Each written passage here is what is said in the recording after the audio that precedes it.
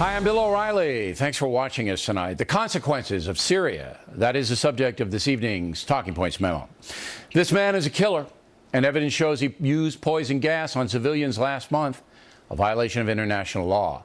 But he may be the luckiest man on earth tonight, because it looks like the world will not act against the Syrian tyrant Assad. That's because the world is a chaotic place, lacking strong leadership in the democracies, while human rights violators like Putin of Russia run wild. Remember, it is Putin who is Assad's patron, supplying him with arms, keeping him in power for more than a decade. Today, in an effort to try to save Assad, the Russians offered to broker a deal whereby Assad gives up his chemical arsenal under international supervision. A ruse? Most likely. But let's see the details anyway. That could be a way out of this mess. Now, last week at the G20 summit, a statement was issued saying, quote, "We condemn in the strongest terms a horrific chemical weapons attack in the suburbs of Damascus on August 21st that claimed the lives of so many men, women, and children. The evidence clearly points to the Syrian government being responsible for the attack, which is part of a pattern of chemical weapons used by the regime.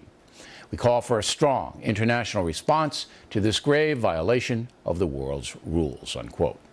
There was no mention of military action in that statement, none. Yet 10 members of the G20 would not sign it. Let me repeat, 10 entities would not condemn Syria at the summit.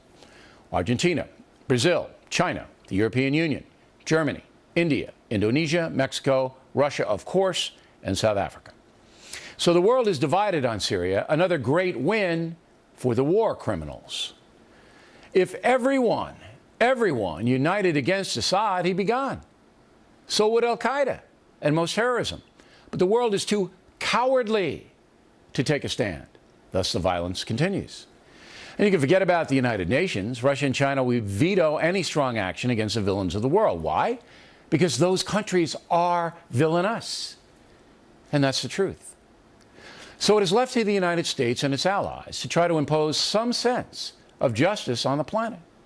And the sad truth is, we cannot do it any longer. The USA is too weak, and it pains me to say that. It's too weak to even take care of a cheap thug like Assad. The American public overwhelmingly against military action in Syria. We the people simply do not want to do it.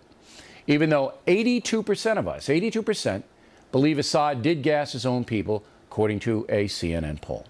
However, the same poll says 69% of Americans say it's not in our national interest to get involved in Syria.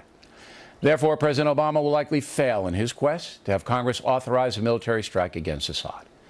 Now for the consequences of doing nothing. Terrorists will once again see the world is not courageous enough to right grievous wrongs, so terrorism will expand. That's consequence number one. President Obama's leadership in the world and in his own country, pretty much done. He's staking his power on striking Assad, and the folks are not backing him up. The opposition against the Syrian military strike is twofold. Republicans and conservatives do not have enough confidence in the president to back him in a risky action. Many point to the debacle in Benghazi, Libya, where after one full year, no one has been punished for killing 4 Americans. Many liberals and Democrats oppose bombing Syria because they don't want any military action launched by the USA. They even object to killing al-Qaeda and the Taliban with drones. The anti-war movement is growing in America. So Mr. Obama is getting it from both sides, and the polls show it. Only about a third of the American public supports military action. Maybe a miracle will happen, and the president's speech tomorrow night will change public opinion. But let's be clear, it would be a miracle. Today, the president did interviews with 6 TV news operations. This was the heart of his presentation. Even Assad's allies recognize that he crossed the line in using chemical weapons. Iran itself was subjected to chemical weapons used by Saddam Hussein. Their populations remember what terrible weapons these are. There is a reason why almost the entire international community has signed a ban on chemical weapons, even during hot wars. And it's because they're indiscriminate. And so my narrow concern right now is making sure that Assad does not use those chemical weapons again. Bernie Goldberg will analyze the presidential interviews a bit later on. Finally, if Congress denies Mr. Obama cover, the consequence for the USA will be intense. We now have a president who has lost a tremendous amount of power, even if Congress does save him. After 5 years in office, most Americans do not trust Mr. Obama to effectively punish an obvious human rights violator. They don't like the mission, they don't like the strategy, they don't like the leadership. The president has 3 years left in office, but if Congress denies his request to move against Assad, that'll seem like forever. Mr. Obama will be embarrassed throughout the world. The bad guys overseas will see him as weak, and his opponents within the USA will step up their attacks on him.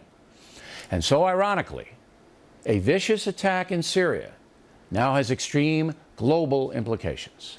Russia, Iran, al-Qaeda, and every other subversive group gain power. America, Britain, France, NATO, and those who are supposed to be the keepers of civilization lose power. This happened once before in the 1930s, and now it's happening again. Syria is much more than poison gas and Bashar al-Assad. It is about the struggle for decency and justice in this world. And that's a memo.